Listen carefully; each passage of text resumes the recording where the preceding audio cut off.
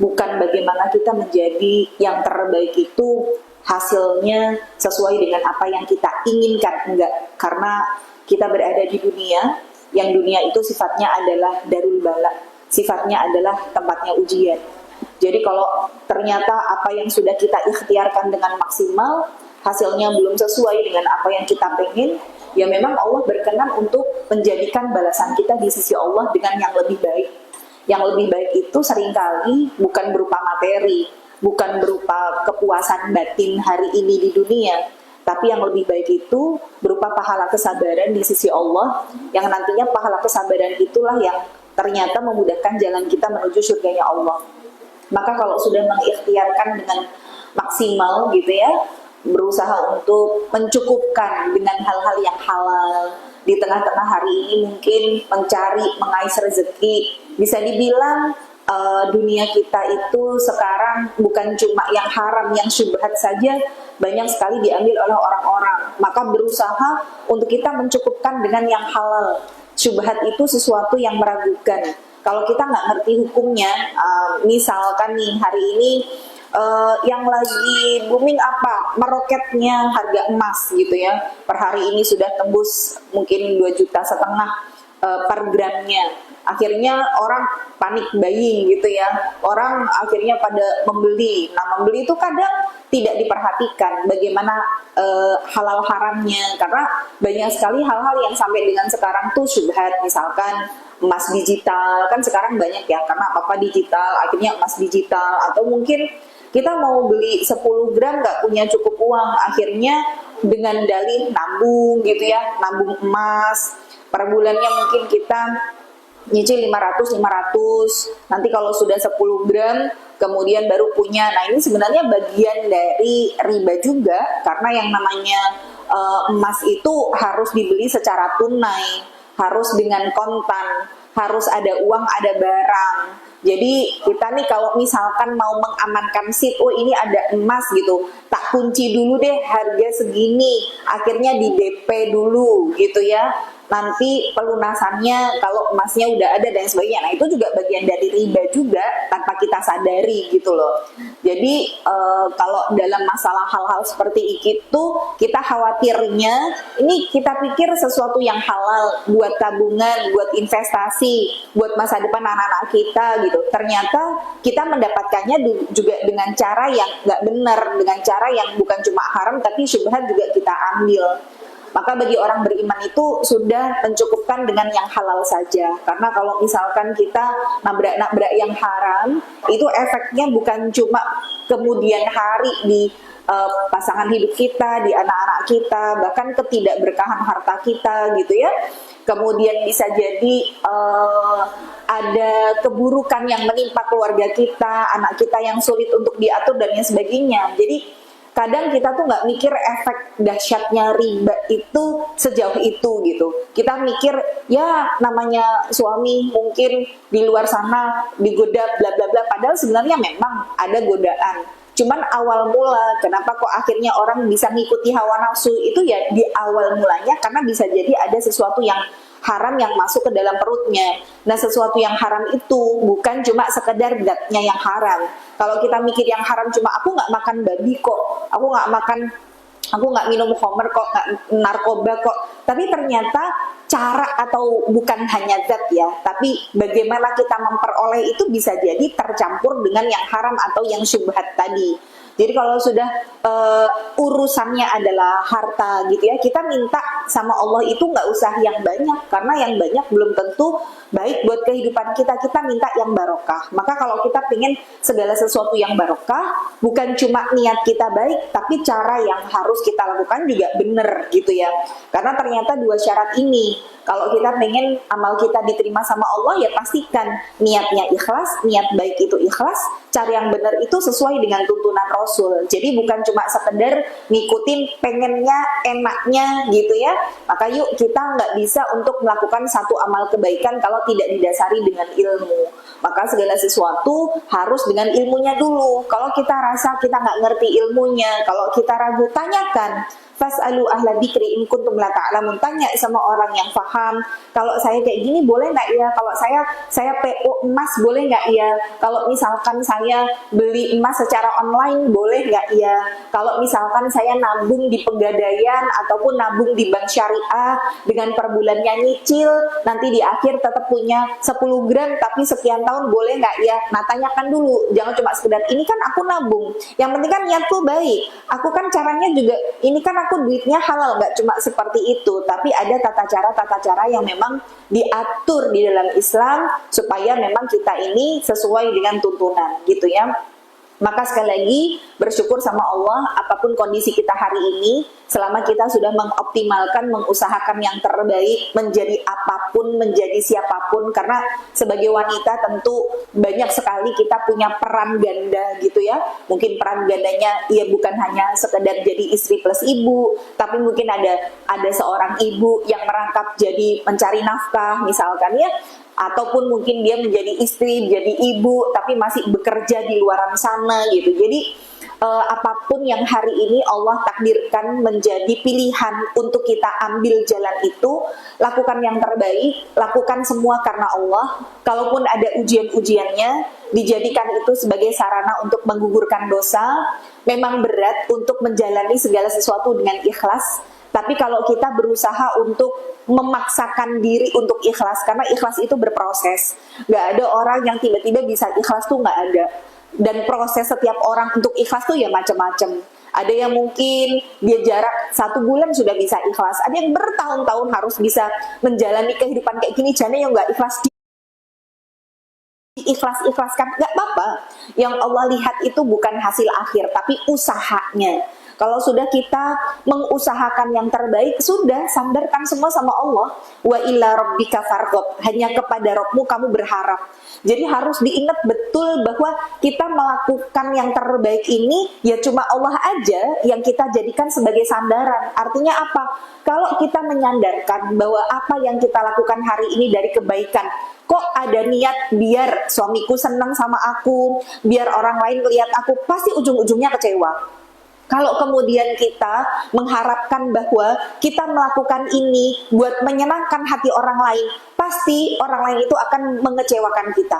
Jadi kenapa kok kita akhirnya sering kecewa, sering patah hati, sering merasa bahwa sudah dijaga, sudah diharapkan, ternyata tidak sesuai dengan keinginan, sudah berusaha jadi yang terbaik, ternyata balasannya ke kita tidak cukup baik, ya karena kita memang salah dalam meletakkan harapan itu. Kalau kemudian kita melakukan segala sesuatu sudah, nggak usah mikir nanti feedback atau balasan yang aku terima seperti apa ya. Nanti kalau aku jadi istri yang terbaik, harusnya suamiku ya balas kebaikanku juga. Aku sudah membantu dia mencari nafkah, harusnya dia juga membantu aku untuk urusan rumah tangga. Itu akhirnya kalau kita mikir feedback apa yang bakal kita dapatkan setelah kita melakukan kebaikan, pasti ujung-ujungnya kecewa. Karena yang namanya manusia memang potensinya membuat kita kecewa dan patah hati. Itu memang potensinya manusia. Makanya jangan pernah menyandarkan segala sesuatu sama manusia, guys. Pokoknya kita lakukan buat Allah tok. Mau Allah ngebalas di dunia, alhamdulillah. Tapi kita berharap balasan Allah di dunia itu tidak menjadikan balasan kita di akhirat jadi hilang. Karena ada tipe yang dibalas di dunia aja, di akhirat enggak. Nah, kita nggak mau kayak gitu. Kita berharap kalaupun hari ini Allah berikan kebaikan sama kita, kita dikasih lancar rezeki, kita dikasih keluarga yang harmonis, kita dikasih teman-teman yang baik sama kita. Kita berharap bahwa itu bagian dari kebaikan yang Allah berikan di dunia, tapi di akhirat kita masih mendapatkan balasan itu. Tapi kalaupun memang Allah pengen untuk menyimpan semua balasan kebaikan kita di sisi Allah tok, berarti memang harus menyiapkan hati dan menyiapkan diri, balasan di dunia kita nggak dapat. Akhirnya apa? Ya kita harus berdarah-darah, kita harus berjuang, mungkin ada banyak air mata yang kita keluarkan, nggak apa-apa, nangis itu nggak apa-apa. Asal tidak menjadikan hati dan juga lisan kita mengucapkan sesuatu yang membuat Allah jadi tidak ridho. Kalaupun kita bersedih, kecewa, manusiawi kok. Justru ketika kita kecewa sama makhluk hari ini, Allah seolah-olah pengen ngasih kita pelajaran bahwa tuh kan, kamu kecewa sama makhluk, kamu sih bersandarnya sama manusia. Coba bersandarnya sama aku aja. Aku ini jadi satu-satunya dat yang gak akan pernah ngecewain kamu. Allah sudah sampaikan seperti itu. Jadi sebenarnya di balik rasa kekecewaan itu sebagai sebuah pembelajaran besar bahwa kita mutlak menggantungkan harapan ke Allah aja. Bahkan sakitnya kita hari ini, ujian yang Allah berikan ke kita hari ini, itu sebenarnya bagian dari cara Allah untuk memberikan kita kebaikan. Contoh misalkan, kita mungkin kehidupannya kalau lempeng aja, kalau lurus aja, nggak ada masalah dalam hidup, rezeki lancar, keluarga harmonis, mungkin lisan kita nggak banyak istighfar. Karena ngerasanya ya udah enak aja kehidupan ini. Sholat sekedar sholat dengan rutinitas sehari 5 kali gitu ya. Setelah sholat ya udah kita doa sekedar doa yang template gitu. Yang template tuh maksudnya yang udah dihafal di luar kepala. Rabbana atina fid dunya, itu pun dengan secara cepat dan kita tidak mentadaburi maknanya. Maka ketika Allah kasih kita ujian, mungkin kita kecewa, mungkin disempitkan rizki, mungkin pasangan hidup kita Allah uji dengan yang lain misalkan ya, atau mungkin hari ini anak kita sering bikin kita kesel, maka bisa jadi ujian-ujian yang Allah kasih ke kita itu sarana untuk kebaikan kita, karena kita justru lebih sering istighfar daripada ketika kita dikasih segala sesuatunya lancar. Ketika ngelihat anak mungkin agak bermasalah, oh ya Allah, astagfirullah, astagfirullah, astagfirullah, kan gitu, berarti kan kebaikan buat kita. Karena kalau nggak diuji kayak gitu, kita mungkin nggak beristighfar gitu loh. Saat kemudian kehidupan enak aja, mungkin kita doa sekedar template, tapi begitu kemudian ujiannya berat, kita merindukan momentum di mana ya Allah, kapan sholat, aku pengen nangis pada saat sujud, aku keburu pengen berdoa benar-benar bisa lama. Loh, itu bagian dari cara Allah untuk nyolek kita biar kita balik ke Allah. Jadi akan selalu ada kebaikan di balik ketidakbaikan versi kita. Kita ngerasa hidup kita nggak baik-baik aja, kita ngerasa hidup kita banyak banget ujiannya, tapi kata Allah itu baik buat kamu. Karena itu yang akan menjadi modal kamu, dan itu yang Allah terima sebagai kebaikan. Sampai kemudian para ulama mengatakan, kalau aja dalam hidup itu ada satu aja kebaikan yang aku tahu Allah terima, maka tidak ada yang paling aku rindukan kecuali kematian. Karena apa? Kalau kita ngerti satu aja amal kita menembus langit diterima sama Allah, sudah garansinya surga. Makanya bisa jadi dari kesakitan-kesakitan kita dengan ujian-ujian yang berat itu, itulah sarana kebaikan yang Allah sudah persiapkan untuk kita. Maka harus bisa melihat Allah dengan kacamata yang lain. Bukan lagi dengan kacamata yang Allah zalim sama aku, Allah nggak adil, kenapa kok kehidupan orang lain enak, kenapa kok hidupku berdarah-darah. Kalau kemudian saya bilang bahwa hari ini kita merasa Allah nggak adil sama kita, terus versi kita yang adil menurut kita tuh siapa? Kalau Allah aja kita bikin nggak adil gitu, Allah nggak adil, terus versimu yang adil siapa? Lagian kalau kemudian hari ini kita merasa bahwa Allah zalim sama kita, sekarang pentingnya kita buat Allah apa coba? Allah itu tidak menciptakan kita sebagai manusia, Allah tetap dengan kemahabesarannya. Bahkan seluruh umat manusia sepakat untuk meninggalkan Allah. Allah gak bikin dirinya menjadi hina kok. Allah tidak terhina dengan semua makhluk yang Allah ciptakan, tidak menyembah. Iya, Allah tidak hina. Begitu juga kalau semua orang hari ini sepakat untuk bertobat, bersujud, ibadah sama Allah, itu juga nggak menambah kemuliaannya Allah. Allah tetap cukup dengan kemahabesarannya, ada atau tidak adanya kita. Jadi sebenarnya yang butuh Allah tuh kita, bukan kita tuh butuh Allah. Allah nggak butuh kita, kita yang butuh Allah. Maka jangan sampai menjadi orang-orang yang hari ini kecewa sama manusia, tapi yang ditinggalkan Allahnya. Nah, itu kan gila gitu loh. Kamu kecewa sama makhluk, kamu kecewa sama pasangan hidup, kamu kecewa sama semua takdir yang Allah tetapkan buat ujian dan merasa bahwa harusnya aku nggak kayak gini jalan hidupnya. terus kamu meninggalkan Allah gitu, berdasarkan apa yang kamu pilih dari jalan hidup, kok nggak adil banget ya rasanya? Allah tuh sebenarnya baik banget loh sama kita. Artinya gini, yang hari ini kita jalani dari kehidupan, yang kita pilih, kita menjadi istri dari siapa, kita menjadi ibu, kita mungkin bekerja di mana, itu sebenarnya bagian dari doa-doa yang dulu kita minta sama Allah. Bukankah kehidupan ini yang dulu kita minta? Terus sekarang ketika Allah kasih sesuai dengan yang kita minta, kita nyalahin Allah gitu. Kita ngerasa bahwa Allah gak adil gitu.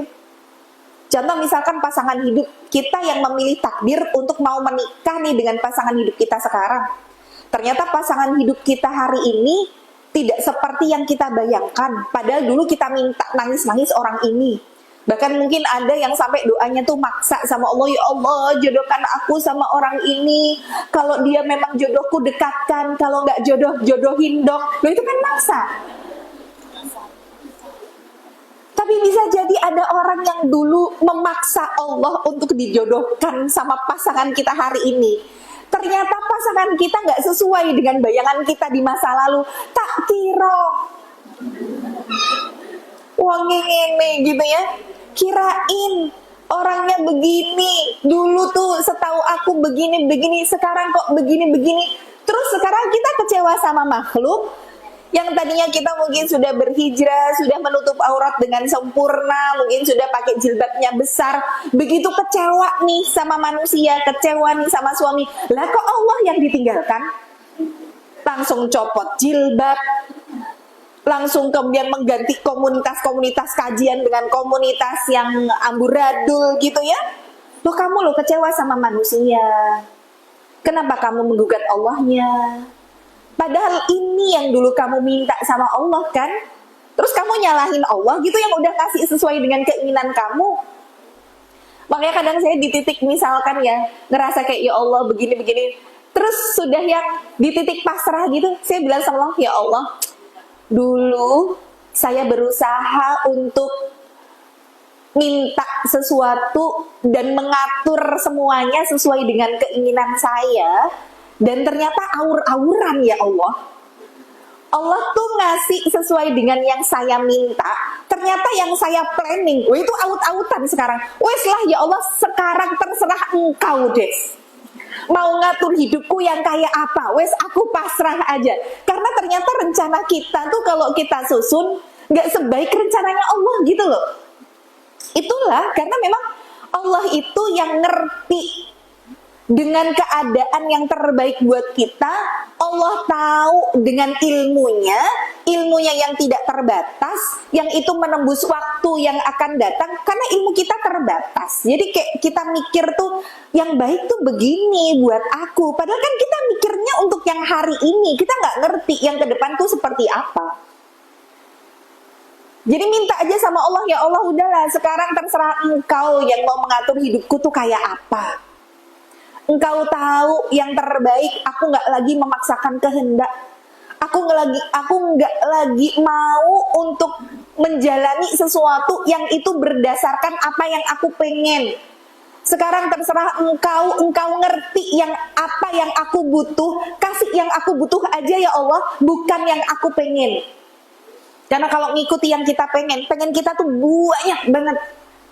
Tapi Allah ngelihat bahwa kamu tuh nggak butuh itu. Yang kamu butuhkan tuh sebenarnya ini gitu ya. Tapi yang kita pengen A, B, C, D.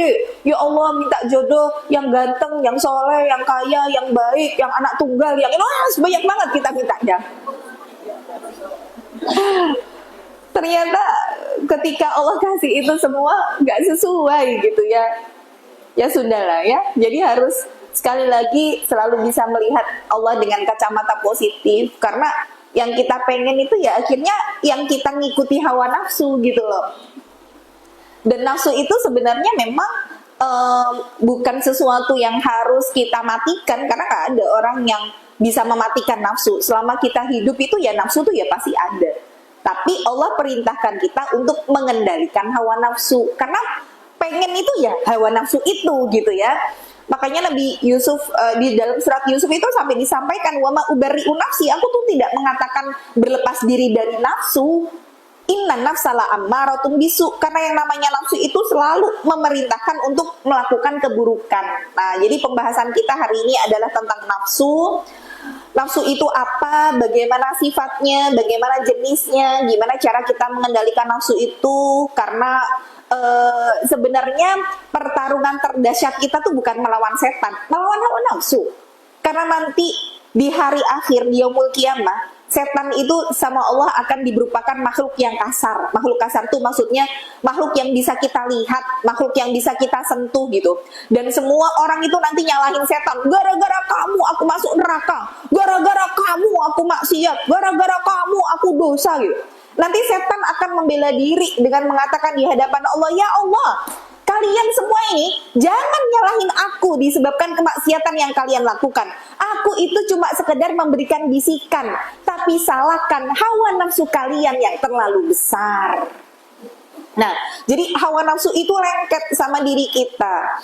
Maka nafsu itu sebenarnya artinya apa sih? Nafsu itu artinya keinginan. Ya kayak kita pengen makan, kita pengen healing, pengen jalan. Aduh, kayaknya aku stres banget deh. Kayaknya ini aku kurang healing deh. Itu bukan kurang healing, itu kurang ngaji itu.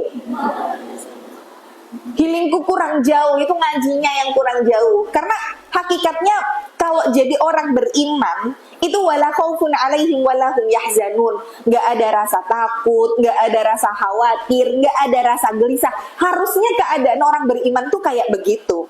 Makanya kalau kemudian kita ngerasa galau, kita ngerasa stres, kita ngerasa kayak aduh sumpek banget, kayaknya aku butuh hiburan, itu tuh sebenarnya bukan kurang healing itu tadi, kurang ngaji, karena kedekatan kita sama Allah itu kurang. Kalau kemudian kita jadi orang yang deket sama Allah, nggak ada tuh rasa galau tuh, nggak ada gitu ya. Maka nafsu itu keinginan. Nah, bagaimana nafsu itu ulama bagi. Jadi nafsu itu sebenarnya satu, tapi dia punya 3 sifat. Maka nafsu yang pertama ini nafsu yang selalu memerintahkan kita untuk keburukan. Nafsunya namanya adalah nafsu la ammarah bisu. Akan nanti di dalam surat Yusuf ayat ke-53 tadi disampaikan, inna nafsa la ammaratun bisu illa ma rahima rabbi. Sesungguhnya nafsu itu selalu menyuruh kepada kejahatan kecuali nafsu yang diberi rahmat oleh Tuhanku. Jadi kayak ada orang yang pengen marah itu ya rasa ya hawa nafsu itu tadi gitu ya. Ghibah itu ya hawa nafsu, menunda taubat itu ya hawa nafsu. Kita melakukan kemaksiatan ya itu mengikuti hawa nafsu gitu ya. Makanya nanti di dalam hadis yang lain tuh disebutkan pernah suatu ketika Rasulullah kan lagi iktikaf. Kemudian pada saat itu beliau dikunjungi salah seorang istri beliau di malam hari. Kemudian Rasulullah mengantarkan pulang nih salah satu istrinya. Kemudian di tengah perjalanan bertemu dengan 2 orang sahabat. Kemudian sahabat ini tiba-tiba bergegas akan segera pergi. Kemudian Rasulullah mengatakan, Allah rislukum malo, kalian berdua kok buru-buru mau pergi kemana? Innaha Sofiyah binti Huyai. Ketahuilah bahwa yang bersamaku ini adalah Sofiyah binti Huyai, salah satu dari istriku. Kemudian para 2 orang sahabat ini mengatakan, ya Rasulullah, kami tahu kalau engkau berjalan dengan seorang wanita itu pasti salah satu dari istri-istrimu, dan kami tidak akan mengira engkau yang tidak-tidak. Maka disitulah Rasulullah mengatakan, inna syaitana la yajri majran dam. Sesungguhnya yang namanya setan itu mengalir seiring dengan aliran darah manusia. Maka bisa jadi yang tadinya kita husnudon sama orang, oh itu jalannya kayaknya sama istrinya deh. Lah setan itu sepersekian detik dia bisa merubah tuh yang tadinya husnudon jadi suudon. Setannya muncul di situ. Mosok iya sih bojone ketoke dudu deh. Nah, tuh kayak gitu. Kayaknya bukan deh, soalnya istrinya tuh kayaknya agak-agak berisi gitu badannya. Itu loh, kutilang, kurus, tinggi, langsing gitu. Kayaknya bukan, oh berarti gosipnya bener. Nah itu ya. Nah itu sebenarnya bagian dari setan tadi yang masuk ke dalam aliran tubuh kita, yang tadinya sudah husnudon berubah jadi suudon. Maka Rasulullah kemudian mengatakan bahwa sebenarnya dalam diri kita itu selalu ada yang menggoda kita. Nah setan ini yang kemudian dia membisikkan sesuatu itu. Maka Para sahabat akhirnya bertanya, "Ya Rasulullah, apakah setiap dari diri kita itu punya setan, punya jin pendamping itu yang selalu memberikan was-was dan bisikan itu?" Kata Rasulullah, "Iya. Bahkan engkau wa iyyaka ya Rasulullah, bahkan engkau juga punya ya Rasul, engkau juga punya jin pendamping itu yang memberikan was-was itu." Kata Rasulullah kemudian mengatakan, "Wa iya ya iya, bahkan aku," kata Rasulullah.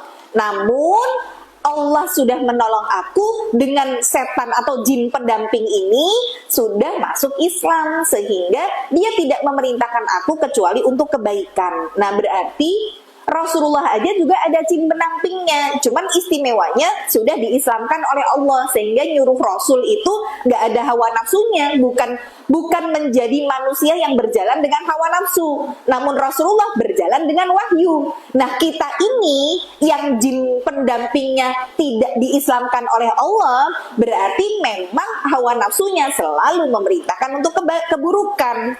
Maka Rasulullah kemudian bersabda lagi di dalam hadis yang lain, karena setan itu mengalir seiring dengan aliran darah manusia, maka persempitlah jalannya setan dengan memperbanyak puasa.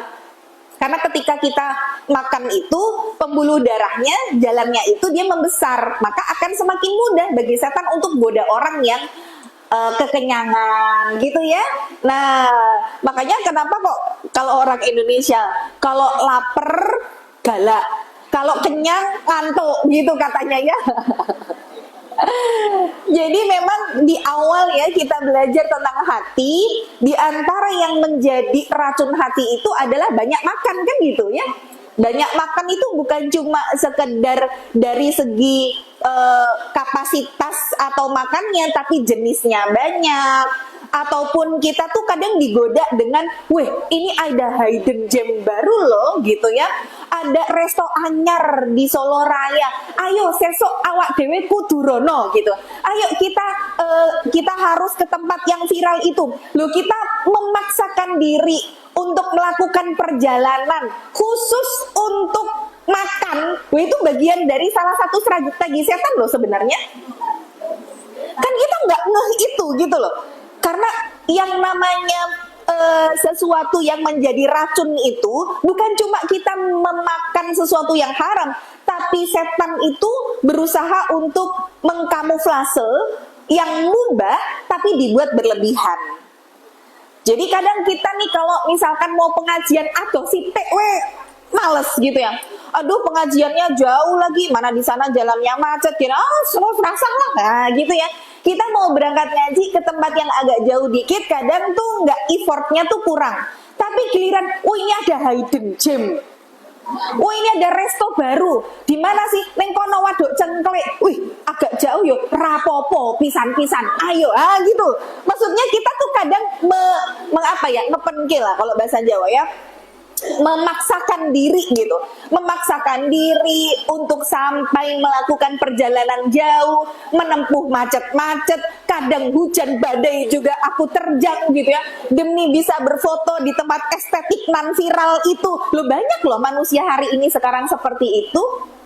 Apalagi ketika melihat temannya udah bisa foto di situ, sudah bisa story IG dan update status. Mosok aku yang terkenal ketika ditanya mana gudeg yang paling enak sana. Nah, setiap kali pokoknya kalau pengen tahu tempat makan tanya aja sama ini. Mesti dia segala macam makanan tahu mana yang paling enak. Loh, mungkin ada loh ibu-ibu yang terkenal dengan seperti itu gitu ya.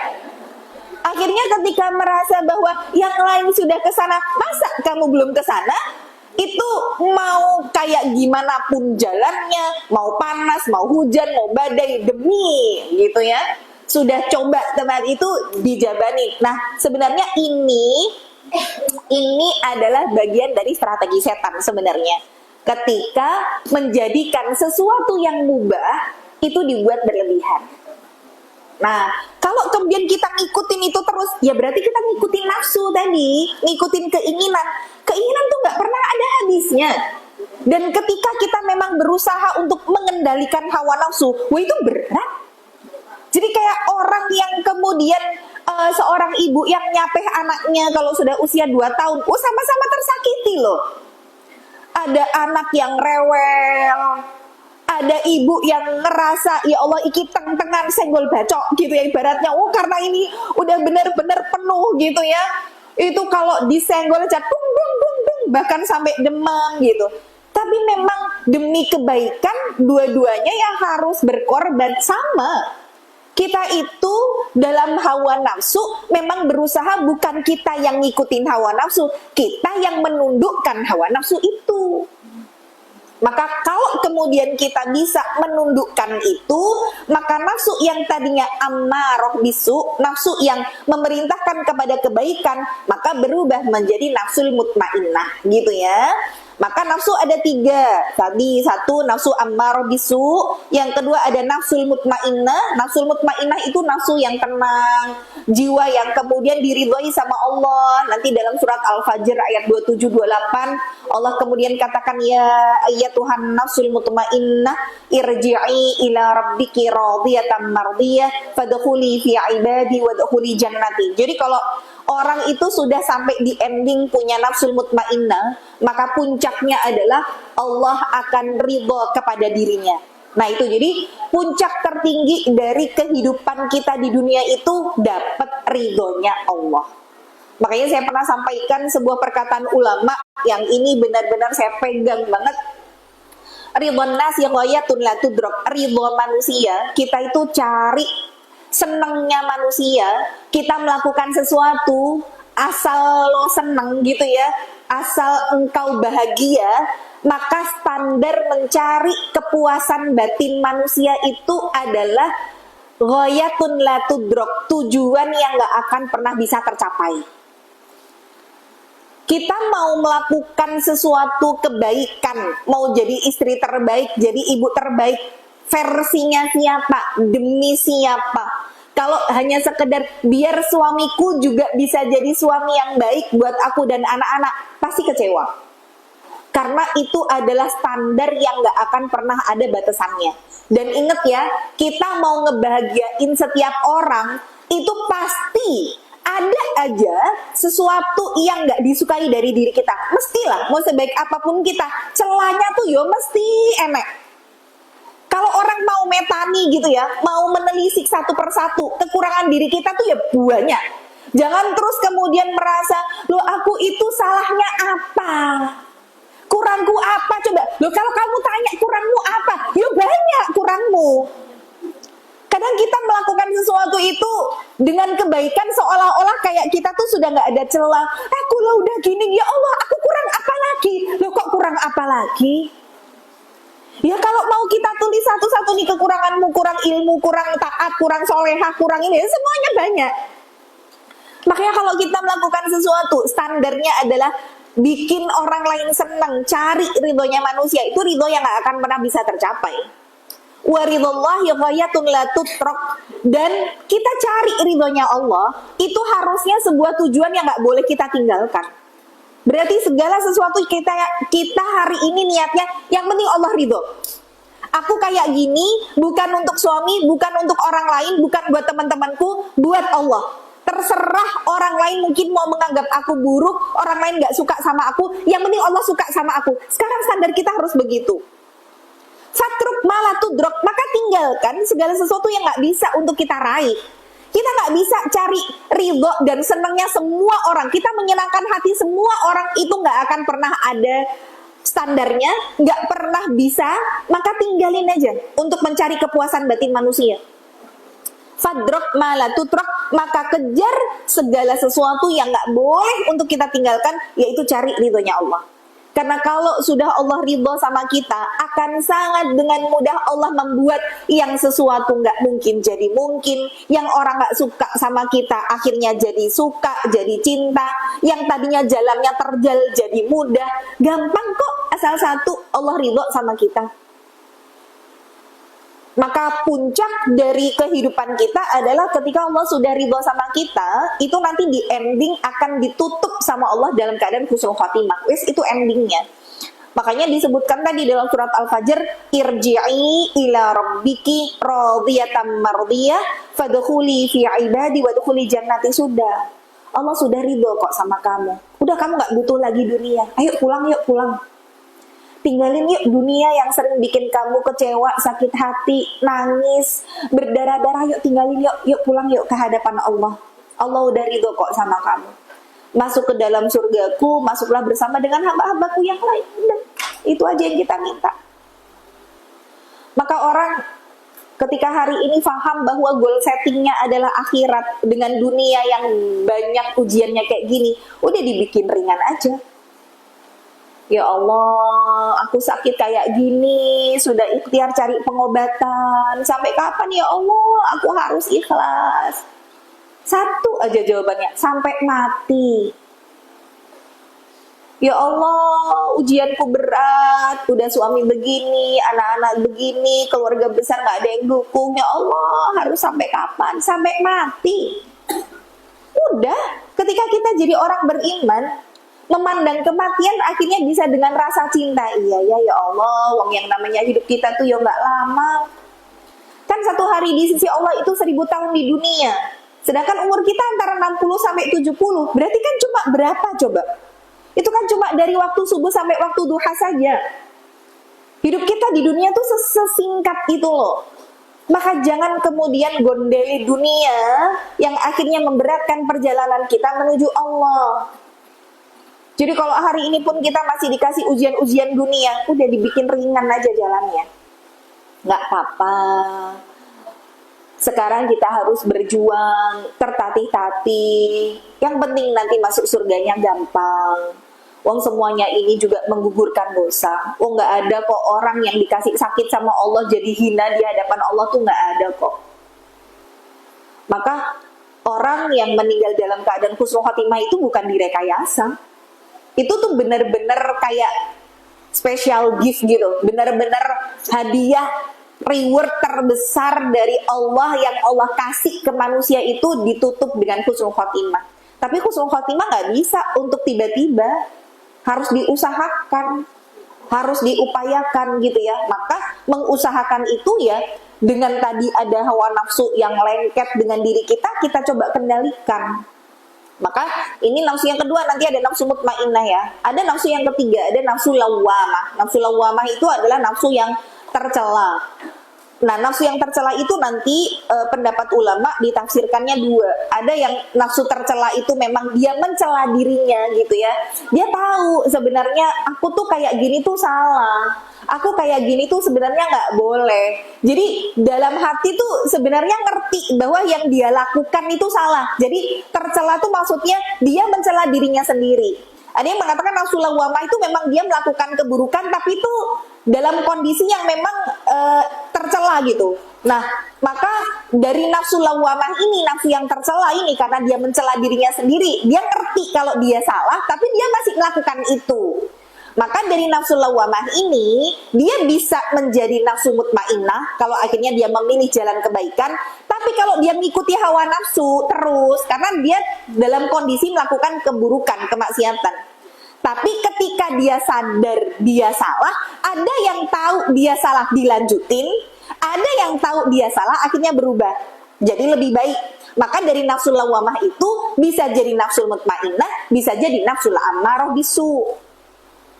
Ada orang mungkin misalkan awalnya dulu tersakiti karena suaminya digoda pelakor. Lah sekarang malah jadi pelakor misalkan gitu ya.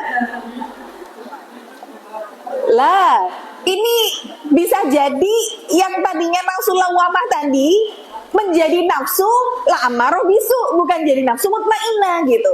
Makanya saya tuh mengajak buat teman-teman ya, hari ini kalau kita melihat kemaksiatan, ngelihat kadang mungkin tadi ada orang yang ngikuti hawa nafsu, jangan pernah kita menjadikan orang yang bermaksiat itu seolah-olah tertutup pintu kebaikan, tertutup pintu hidayah, bahkan kita menganggap mereka tuh benar-benar buruk. Kenapa? Bisa jadi itu berbalik ke kita. Karena tadi, nafsu tadi gampang banget berbolak-baliknya. Jadi, saya cuma sampaikan ke teman-teman, kalau kita hari ini melihat orang soleh, sesolih apapun, jangan kagum berlebihan. Begitu juga, ngelihat ada orang yang bermaksiat, ada orang yang mungkin kehidupannya kok enggak banget, Jangan kita menggugat ataupun apa ya, jelek-jelekin dia sedahsyat itu sampai kita lihat bagaimana cara kematiannya.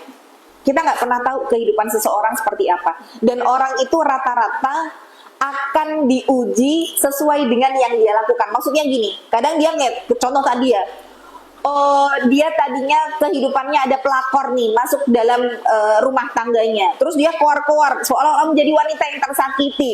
Dia pengen mengajak orang lain membenci suaminya, misalkan gitu ya, dan seolah-olah mengajak orang-orang untuk berada di pihak dia karena dia wanita tersakiti, aku dizalimi, aku kurang apa, aku sudah menjadi istri yang berusaha begini-begini, ternyata sekarang begini gitu ya.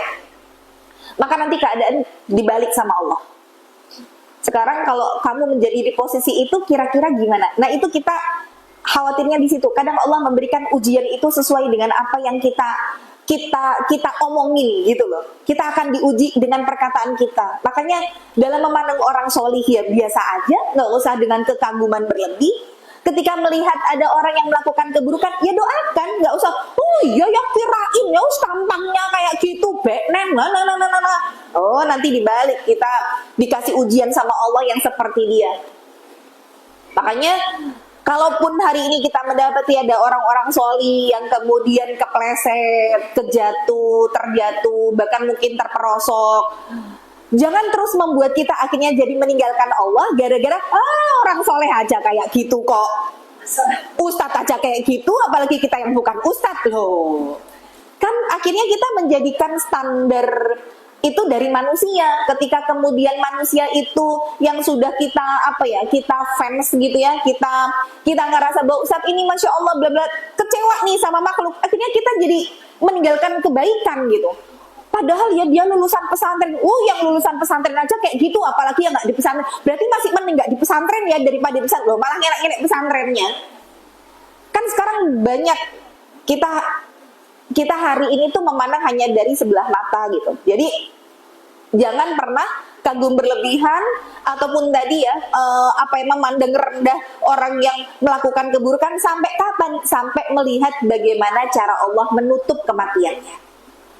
Karena kita nggak pernah ngerti jalan hidup seseorang itu gimana. Orang tuh kalau kemudian sudah diridhoi sama Allah, kata Rasulullah adalah innallaha idza ahabba 'abdan asalahu. Allah kalau sudah cinta sama seorang hamba, maka hamba itu akan diberikan pemanis dalam hidupnya.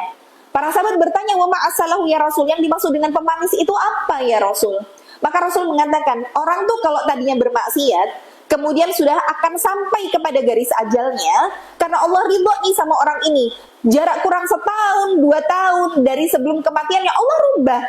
Yang akhirnya tersentuh hidayah, dia meninggalkan kemaksiatan, dia benar-benar bertobat nasuha, sampai nanti menuju Allah, akhirnya sudah dalam keadaan bersih, dosa-dosanya digugurkan, sampai akhirnya diwafatkan dalam keadaan husnul khotimah. Padahal mungkin dulu adalah orang yang bermaksiat luar biasa. Nah kita ini juga nggak ada garansi yang hari ini sudah ngaji, yang sudah menutup aurat dengan sempurna, yang mungkin sudah rajin untuk hadir di majelis ilmu, nggak ada yang bisa garansi kita sampai kayak gini tuh sampai akhir hayat gitu. Jangan terus juga melihat bahwa mungkin ada jamaah-jamaah pengajian yang setiap hari yang diposting adalah ayat, adalah hadis tentang materi kajian. Ternyata kita dengar di belakang, ternyata skandal ya. Karo iki sisat, ya Allah tampangnya yo, ngene. Sudahlah. Tahan gitu loh. Maksud saya adalah karena setan tadi, hawa nafsu tadi, ketika kemudian setan nggak bisa untuk membuat kita terjerumus ke dalam kemaksiatan, mungkin kita digoda sama zina udah nggak bisa, kita digoda sama dangdutan juga udah nggak joget. Tapi cara setan nih buat goda orang yang sudah ngaji, itu dengan cara apa? Dengan cara mengomentari orang-orang yang hari ini sudah hijrah, kemudian terpleset, akhirnya jadi sarana ghibahan. Bukan cuma ghibahin dari teman ngajinya, ustadznya sisa digibahin. Saya cuma khawatir keberkahan ilmu kita hilang. Bagaimanapun ustadz-ustadz itu juga kalaupun ada keplesetnya, ya manusia. Ya kita ngambil sisi manusianya lah. Jangan terus ustadz benet. Ya ustadz-ustadznya ustadz ya tetap manusia kok. Oh ya ustadz itu malaikat yang tidak pernah dosa, nggak pernah maksiat, selalu taat kan? Enggak gitu loh.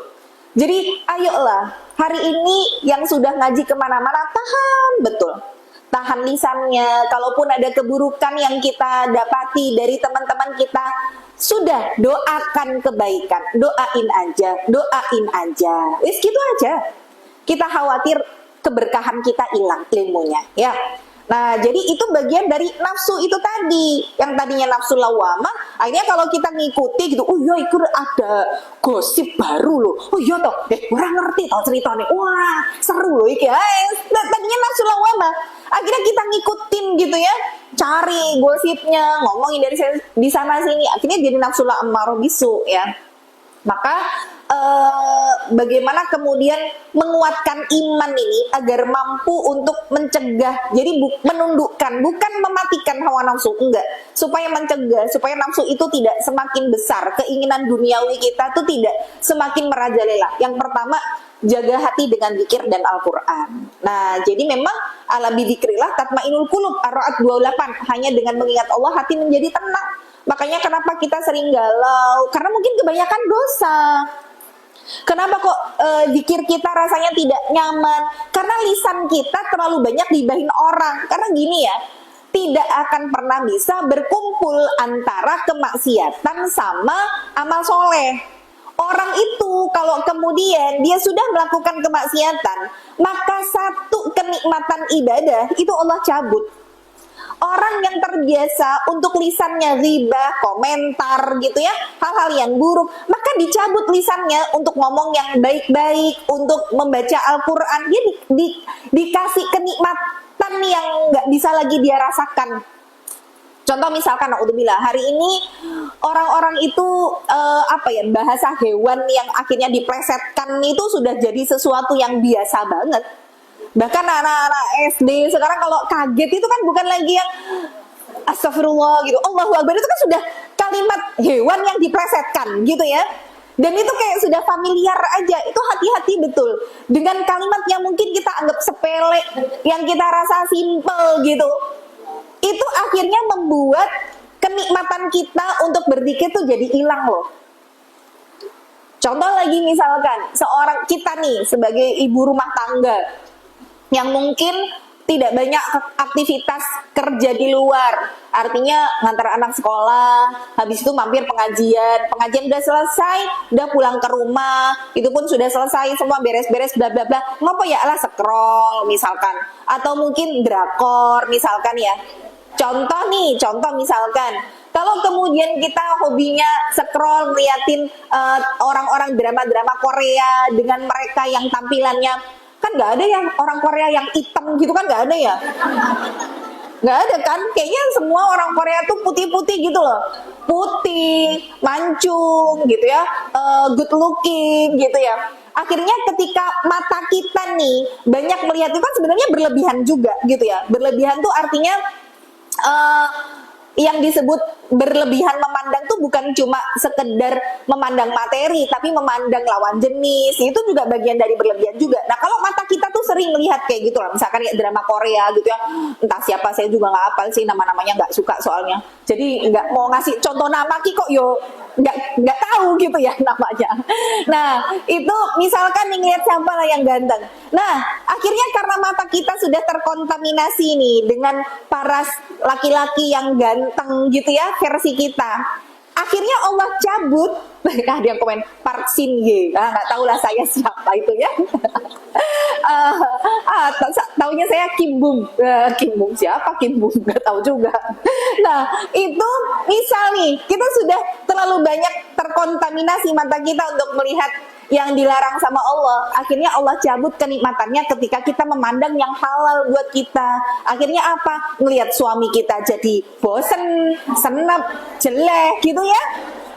Akhirnya ngelihat suami kita, walah pak, bosen aku neng omah delokin jenengan, nah gitu ya. Di sini ketemu neng jenengan, aduh ya Allah pak, gitu loh. Jadi akhirnya apa? Kita tuh tidak lagi melihat sosok suami kita jadi laki-laki terganteng sedunia, itu ya karena mata kita sudah terlalu banyak maksiat, sehingga Allah cabut nikmatnya memandang seseorang yang halal buat kita. Nah jadi coba nanti kalau kita nggak bisa merasakan baca Quran gitu ya, ya Allah kenapa ya aku tuh kalau nonton YouTube berjam-jam tuh bisa betah, tapi giliran baca Quran ya Allah baru dapat 1 halaman rasanya ngantuk banget. Nah itu bukan salah Qurannya, bukan emang kok baca Quran tuh bosenin, loh itu bukan salah Qurannya, salahin mata kita yang terlalu banyak maksiat sampai akhirnya Quran nggak mau dibaca sama kita. Dan itu nyesek loh. Artinya nyesek itu bukan kita yang nggak mau dibaca sama Quran lama-lama, tapi Quran yang nggak mau dibaca lama-lama sama kita. Kenapa? Karena Quran itu dia detektor yang paling handal buat tahu seberapa bersih hati dan mata kita. Quran itu milih. Dia cuma mau dibaca sama pemilik mata dan hati yang bersih. Berarti kalau mata dan hati kita kotor, kita nggak akan betah lama-lama ngaji. Baca Quran gitu, udah baru 1 halaman, gitu ya, sudah ngantuk gitu ya. Kemudian kalau bacanya pakai HP,